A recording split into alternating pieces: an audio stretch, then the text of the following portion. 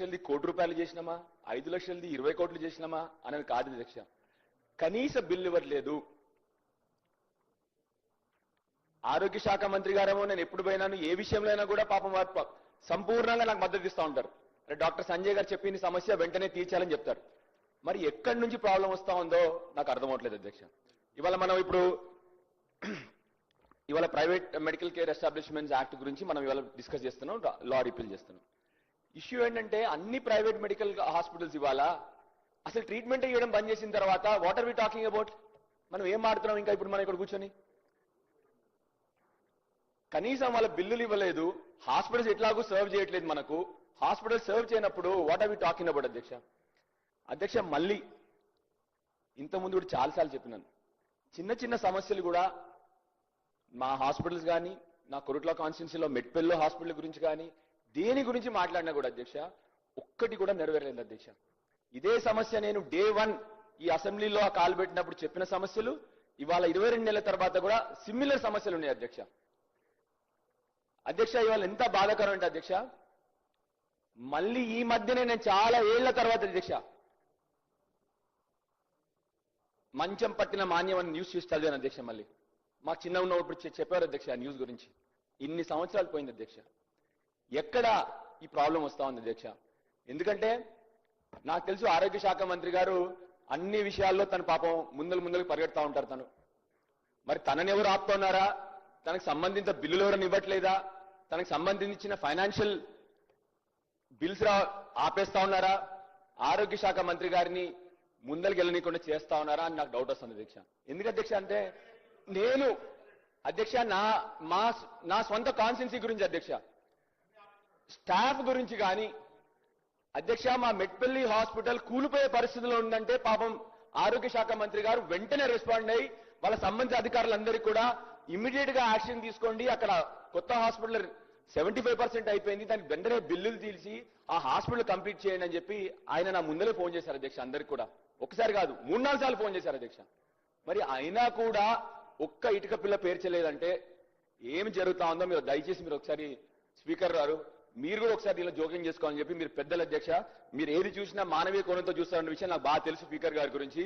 మీరు కూడా ఒకసారి ఈ విషయంలో మీరు కూడా ఇన్వాల్వ్మెంట్ తీసుకొని సంబంధిత ఆరోగ్య శాఖ మంత్రి గారిని అదేవిధంగా ఫైనాన్స్ మంత్రి గారిని కూడా మనం అందరి మీటింగ్ పెట్టి దయచేసి రిక్వెస్ట్ అధ్యక్ష. మళ్ళొక విషయం అధ్యక్ష మళ్ళీ మొన్న అధ్యక్ష నేను ఇక్కడికి వస్తా ఉంటే మా ఆశా వర్కర్లు అందరూ నా ఇల్లు చుట్టుముట్టినారు అధ్యక్ష. ఇవాళ అరెస్ట్ చేసినారని ఇప్పుడే నాకు న్యూస్ వస్తా ఉంది అధ్యక్ష. ఆ రోజు శ్రీధర్ బాబు గారు చెప్తా ఉన్నారు అధ్యక్ష మేము గవర్నమెంట్ లో ఉన్నప్పుడు అధ్యక్ష 2,500 జీతాన్ని అధ్యక్ష 10,000 జీతం చేసినాం అధ్యక్ష కేసీఆర్ గారు ప్రభుత్వంలో ఉన్నప్పుడు అధ్యక్ష. మీరు 18,000 చేస్తా అని చెప్పారు. మీరు ఏదో చెప్పారని చెప్పట్లేదు నేను, ఎందుకంటే ఇవాళ ప్రతి ఒక్క పని గ్రౌండ్ మీద మనం ఆశా వర్కర్లతో చేయిస్తున్నాం కాబట్టే వాళ్ళ జీతం పెంచమని చెప్తున్నాను అధ్యక్ష. దే డిజర్వ్ ఇట్ అధ్యక్ష. మీరు పెంచుతా అన్నారు, మేము అయినా కూడా మీరు ఎట్లాగో మేనిఫెస్టోలో పెట్టి చాలా చేయలేదు, మేమే దానిలో పోము. నేను ఎందుకు చెప్తాను అధ్యక్ష అంటే గ్రౌండ్ మీద ఇవాళ ఏ పని జరిగినా ఆశా వర్కర్తోనే ఈ ప్రభుత్వం చేపిస్తా ఉంది. ఫీల్డ్ విజిట్స్ కానీ ఫీవర్ విజిట్స్ కానీ అన్నీ కూడా ఆశా వర్కర్లతో చేపిస్తాను అధ్యక్ష. దయచేసి మిమ్మల్ని రిక్వెస్ట్ చేస్తా ఉన్నాను, వెంటనే ఇక్కడ ఫైనాన్స్ మినిస్టర్ గారు ఉన్నారు కాబట్టి వారికి కూడా రిక్వెస్ట్ చేస్తాను అధ్యక్ష, వెంటనే ఆరోగ్యశ్రీ బిల్లులు ఇప్పించి పేషెంట్లకు కష్టం కాకుండా అన్ని హాస్పిటల్స్ వల్ల బంద్ అయ్యే పరిస్థితికి వచ్చిందంటే మీరు అర్థం చేసుకోవాలి అధ్యక్ష. అదేవిధంగా ఆశా వర్కర్ల జీతాల అధ్యక్ష చిన్న బాధాకరం, ఇది ఆరోగ్య శాఖ మంత్రి గారికి. కొన్ని హాస్పిటల్లో మామూలు బీపీ గోళీ ఉంటుంది అధ్యక్ష, టెల్మా, చాలా మంది తెలిసి ఉంటుంది ఇక్కడ బీపీ ఉన్న వాళ్ళందరూ కూడా. టెల్మా అంటే మామూలు సామాన్యమైన గోళీ అధ్యక్ష, ఆ గోళీ కూడా హాస్పిటల్ లేదు అధ్యక్ష. దయచేసి మిమ్మల్ని రిక్వెస్ట్ చేస్తాను అధ్యక్ష. మేము అధ్యక్ష చిన్న విషయం అధ్యక్ష, జనగాంలో సిటీ స్కాన్ మెషిన్ వచ్చి 3 నెలలు అయిపోయింది అధ్యక్ష.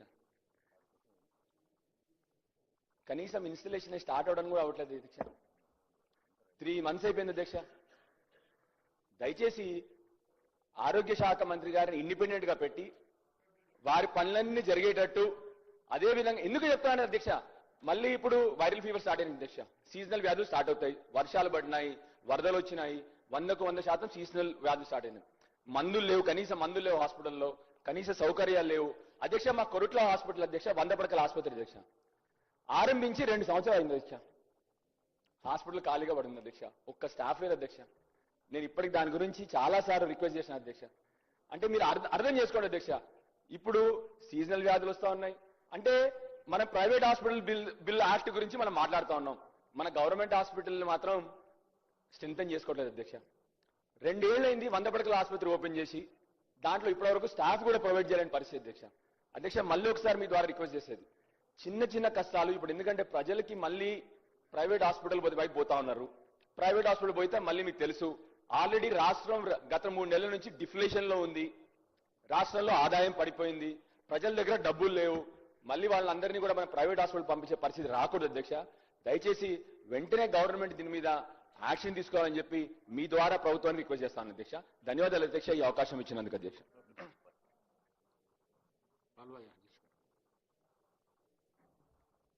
Telangana allopathic private medical care establishments act of 2002 ను రిపీల్ చేస్తూ clinical establishment act of 2010, central act 23 of 2010 దీన్ని అమలు చేస్తున్న మంత్రి గారికి, దాన్ని ఆ పాత 2002 యాక్ట్ ను రిపీల్ చేస్తూ ఈ క్లినికల్ ఎస్టాబ్లిష్మెంట్స్ యాక్ట్ ను తెలంగాణ వ్యాప్తంగా అమలు చేయడానికి ఈ అమెండ్మెంట్ తీసుకొస్తే